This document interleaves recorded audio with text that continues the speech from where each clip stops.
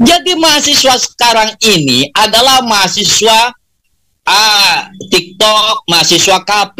Coba hitung jumlah KP di Banjarmasin, mereka lebih hafal ketimbang judul buku yang baru. Bagaimana demokrasi yang demokrasi diet, bagaimana negara yang gagal. Jadi mereka sudah nggak menarik untuk bicara diskusi-diskusi seperti ini. Ya, mereka lebih senang kalau ada pesta-pesta, ada musik. Ya, coba lihat aktivitas kampus tuh, ada pramuka, ada menwa, ada dokter kecil, pasti kayak TK gitu loh. Tapi nggak ada perdebatan mengenai bagaimana perampokan sumber daya alam, bagaimana jahatnya rejim sekarang ini. Itu sofa dari memori kolektif mereka yang mereka datang ke kampus, ya nyata jadi kayak apa ya, TK besar gitu ya.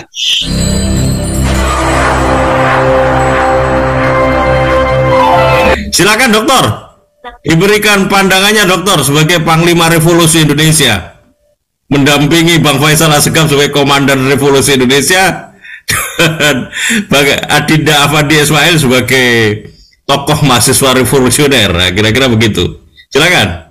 Ya, saya menikmati pembicaraan para narasumber ini yang sangat luar biasa, sangat amazing ya. Saya betul-betul banyak dapat informasi yang cukup menarik dari 3 pembicara ini.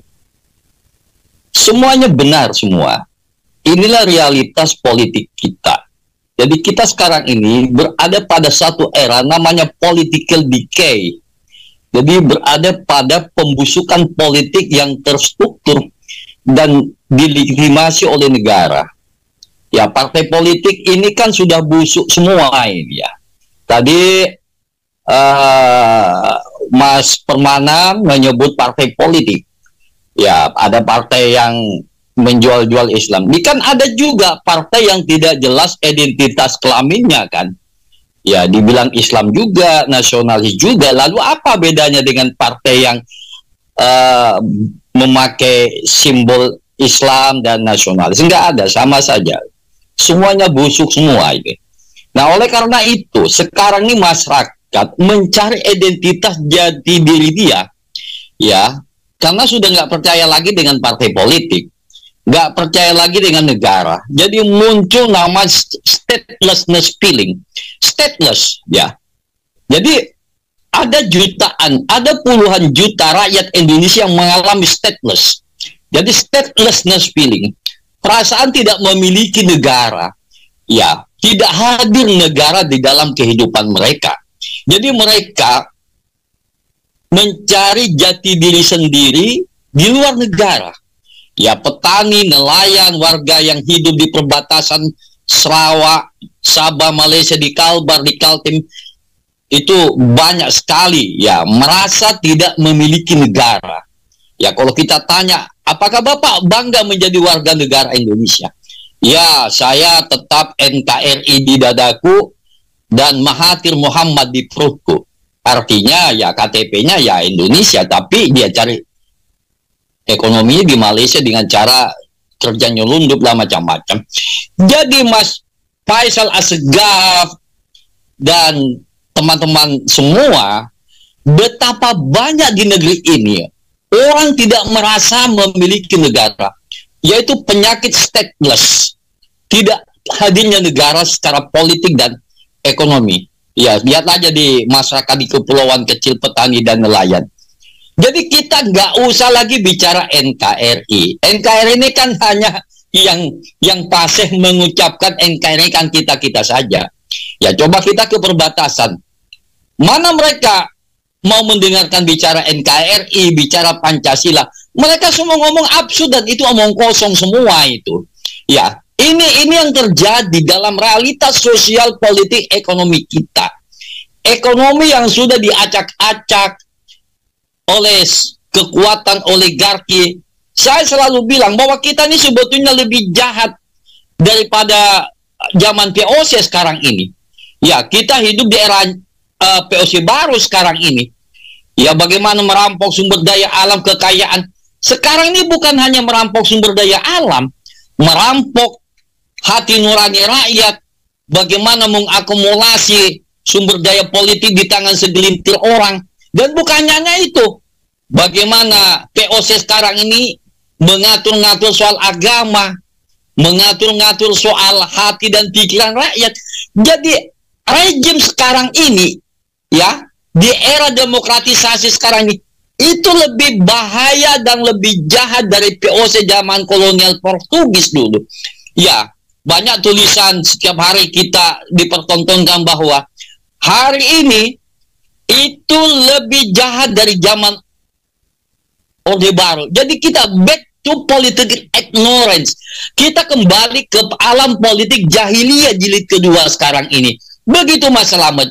Jadi narasi diskursus seperti ini perlu kita ucapkan terus menerus. Ya, syukur alhamdulillah ada channel namanya Pusat Kajian dan Analisis Data. Ini satu kontribusi yang bisa memberikan enlightenment kepada masyarakat, menjadi rauzan fikir, bisa mencerdaskan ulul albab. Mudah-mudahan channel ini menjadi bagian dari sebuah proyek ulul albab. Amin, amin. Cerdaskan kepada masyarakat. Ada Bung Faisal Asegaf, ada Dinda dari aktivis HMI MPO, saya juga mantan aktivis HMI MPO Yogyakarta ini. Ya, saya ini pentolan HMI MPO. Ya, saya 14 tahun di Jogja. Jadi ada Mas Pernana tadi yang luar biasa pikirannya. Jadi manusia-manusia yang cerdas di negeri ini seperti beliau bertiga ini perlu kita pelihara gitu lah. Ya tadi ya menyinggung soal kampus ya. Ya, saya sebagai dosen sudah lebih seperempat abad jadi dosen. Itu betul. Kampus tidak lebih sebagai peternakan ayam lehor sekarang ini. Ya, ada lehorisasi kampus. Dosen takut ngomong. Ya, mahasiswa, waduh, saya ini kan alumni mahasiswa tahun 80-an di Jogja. Saya tanya mahasiswa, youth semester berapa? Semester 6, Pak. Wah, kalau semester 6 berarti zaman Bapak itu tingkat 3. Kamu punya buku berapa? Pak, saya baru punya 2 buku, Pak. Itu pun buku yang saya beli kepada bukunya Pak Wahid. Iya, bisa bayangkan. Mahasiswa semester 6 nggak punya buku. Ya, dulu kita di Jogja tahun 80-an, kalau teman punya buku, nggak punya buku, kita sakit hati rasanya. Jalan kaki jual baju ke shopping Bilingharjo untuk beli buku aja. Jalan kaki, karena teman punya buku, saya nggak punya buku. Jadi mahasiswa sekarang ini adalah mahasiswa TikTok, mahasiswa KP. Coba hitung jumlah KP di Banjarmasin. Mereka lebih hafal ketimbang judul buku yang baru. Bagaimana demokrasi yang demokrasi diet. Bagaimana negara yang gagal. Jadi mereka sudah nggak menarik untuk bicara diskusi-diskusi seperti ini. Ya, mereka lebih senang kalau ada pesta-pesta, ada musik. Ya, coba lihat aktivitas kampus tuh, ada pramuka, ada menwa, ada dokter kecil. Pasti kayak TK gitu loh. Tapi nggak ada perdebatan mengenai bagaimana perampokan sumber daya alam, bagaimana jahatnya rejim sekarang ini. Itu sofa dari memori kolektif mereka yang mereka datang ke kampus, ya nyata jadi kayak apa ya, TK besar gitu ya. Jadi ajak diskusi. Saya udah malas ngundang profesor dari mana, dari Jogja, dari UGM, dari mana. Nggak ada yang datang, Mas Slamet. Ngamitin duit tiket aja datangkan para profesor ini. Nggak menarik bagi mereka. Ya, saya bilang sekali-kali saya datangkan Dewi Persik lah, atau Ainul Darasista biar goyang kampus nih. Yang begitu-begitu tuh yang disenangin oleh mahasiswa.